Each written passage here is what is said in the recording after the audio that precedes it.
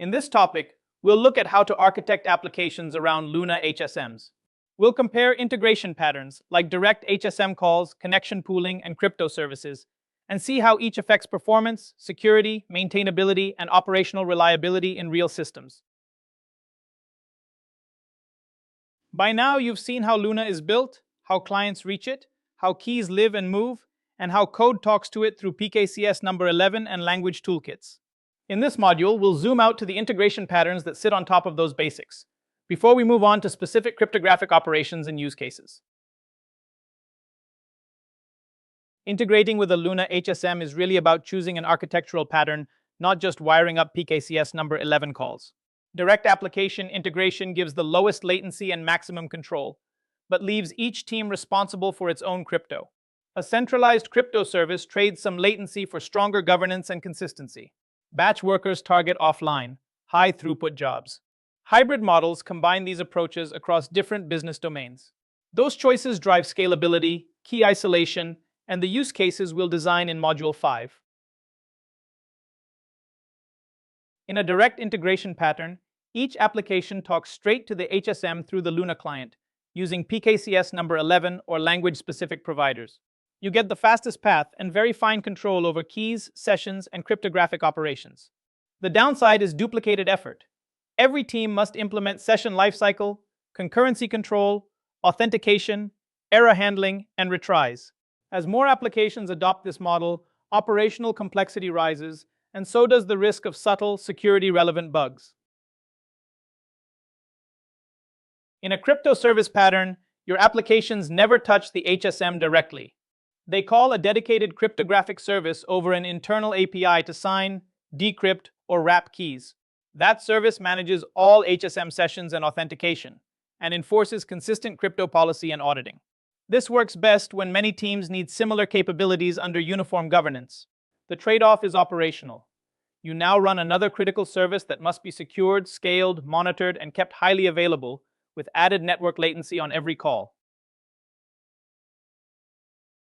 You can think of this choice as a high-performance engine versus a managed platform. With direct integration, crypto calls stay in process, so latency is minimal and you retain fine-grained, language-specific control. But each team has to implement, update, and debug its own crypto, which becomes painful at scale. A crypto service centralizes policy, keys, and auditing, simplifying applications, but adds network hops, a dependency on one service, and the need for careful API and authorization design. Now let's look at how a PKCS number 11 session behaves. You begin by initializing the library, discovering slots, and opening a session. If you need access to private objects or write operations, you log in. Otherwise, a read-only session may be enough. You then perform one or many cryptographic operations using that same session. Finally, you log out if needed, close the session, and finalize. So scarce session handles are always released back to the HSM. Session pooling treats HSM sessions like a shared resource, similar to a database connection pool. Worker threads borrow an already authenticated session, perform one or more cryptographic operations, then return it for others to use. You cap the pool so that total sessions stay within HSM capacity and match your peak concurrency. Each time a session is borrowed, you quickly verify it's still healthy, and you always return or close it using safe cleanup patterns. It helps to think of each PKCS number 11 session as stateful and not thread-safe by default. Don't let multiple threads use the same mutable session or object handle unless you have strict coordination. Instead, assign each worker its own borrowed session from a bounded pool, then return it when the work is done. Guard shared pools, handle caches, and login state with appropriate locks or other synchronization. Then stress test your design with high concurrency to uncover races, deadlocks, and exhaustion issues early. Authentication deserves its own design. The application should never own HSM credentials directly. It borrows them from a secret manager just long enough to log in. Once authenticated, it relies on pooled sessions instead of logging in and out for every operation.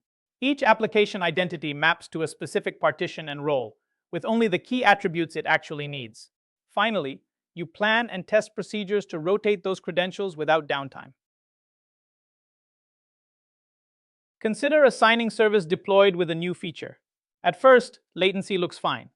But one error path forgets to return sessions to the pool, quietly leaking a session on each failure.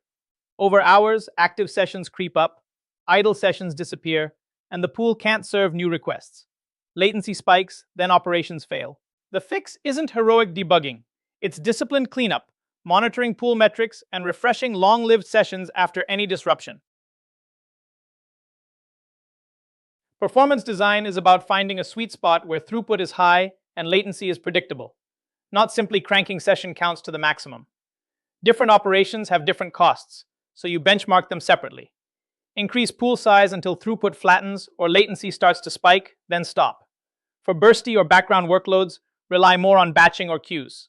Continuously watch P50 and P95 latency, error rates, queue depth, and HSM utilization to keep the system stable. Architectural choices here sit on two axes: the strength of your security governance and how much autonomy and speed you give application teams.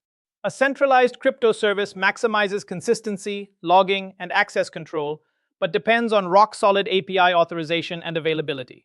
Direct integration gives teams speed and flexibility, but scatters key handling and error paths. Most enterprises land on a platform or hybrid model, backed by clear interfaces, shared libraries, and repeatable security reviews of key access and logging. Use this checklist as a forcing function. Start by asking how many applications truly need HSM access and whether they share the same operations. If many teams need similar crypto, a service pattern usually wins. Next, decide how critical latency is and who owns crypto policy. Finally, be honest about your team's ability to operate PKCS number 11 safely. Then validate your choice with load tests, failure drills, credential rotation exercises, and runbook reviews. You've now seen how low-level Luna HSM concepts map into real application architectures. Keep in mind, choose direct integration or a crypto service based on workload and governance. Design safe session pooling and authentication. Then tune concurrency and capacity based on measurements. Next, we'll apply these patterns to concrete cryptographic operations.